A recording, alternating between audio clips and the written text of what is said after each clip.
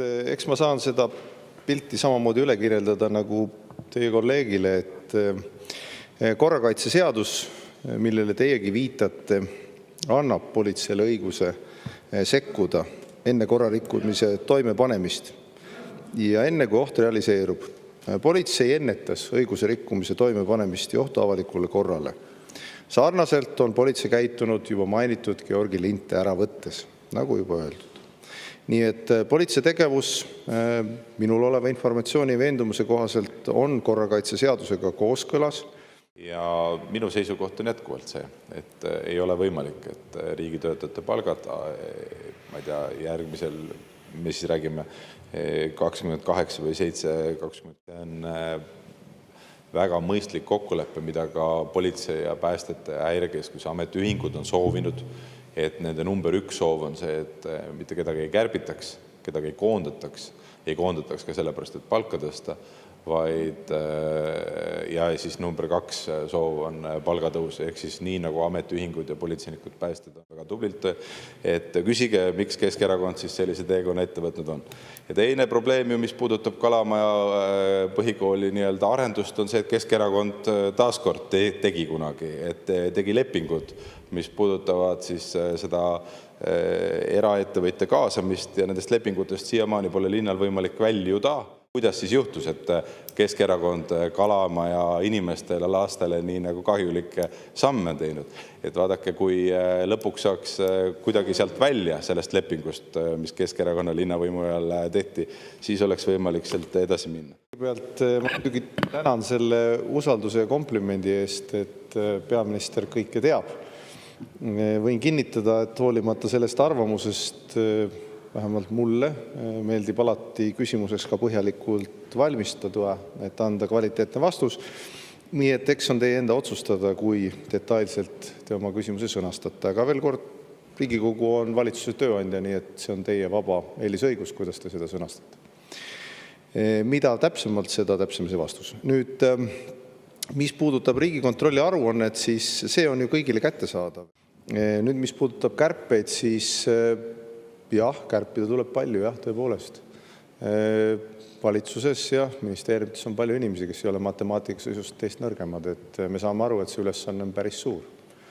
Ja me oleme võtnud sihi, et järgmise 3 aasta vältel 10% avalikus sektoris tehakse kärpeid. Ja see on möödapääsmatu, sest kui me tahame eelarvega jõuda tasakaalu poole, me ei jõua tasakaalu ega ülejääki. Kes üle käivad, vaadake, enamus neist inimestest, ma saan aru, et me muretseme enamasti nende inimeste pärast, kes on Eesti elanikud. Ei ole halb, on, et seal on Narva, kindlasti osaliselt Narva sellest võidab, et see nii on. Ei aita kaasa ka Narva linnapea jutud, et inimeste hirmutamine loomulikult tegelikult aitaks kaasa, aga kui Narva linnapea ise fokusseeriks õigesse kohta oma energia. Et tegemist on kindlasti väga tubli mehega, aga et seda pole ka vaja teha. Aga loomulikult inimene vahet ei ole, mis rahvusest on või mis kodakondsusega on, et inimene on inimene. Mulle meeldib see teie optimism, et me oleme ainult 3. aastat, sest teie kolleegid üritavad väita, et me oleme süüdi kõigis asjades Eesti Vabariigis. Aga käsitleme siis seda plaani. Tulevad eelarvedebatid, siis on siin parlamendiski see debatt. Teine pool on julgeolekuvajaduste katmine ja seegi on osa kindlusest, mida teie rääkisite ja küsisite. Et see on nüüd see inimeste pool. Politsei tegutses korrakaitseseaduse alusel ja korrakaitseseaduse alusel siis see tähendab, teate, vahele ma ütlen ühe asja ära, et mina tahaks Varro Vooglaiule vastata, aga Moonika Helme pea nagu raputamine on nii suur, et mul on selline tunne, et tuleb pea otsast, et nagu nii, mul on lihtsalt raske keskenduda. Jah, et lihtsalt ma vaatan Varro Vooglaiule otsa, aga teie pea käib nagu edasi-tagasi niimoodi, et lihtsalt ütlesin, et väga raske on rääkida sellest. Ja lugupeetud minister ja lugupeetud Riigikogu liikmed, et katsume nüüd selle küsimuse menetlemise lõpetada viisil, mis oleks mõlemad pidi lugupidav. Palun, härra minister.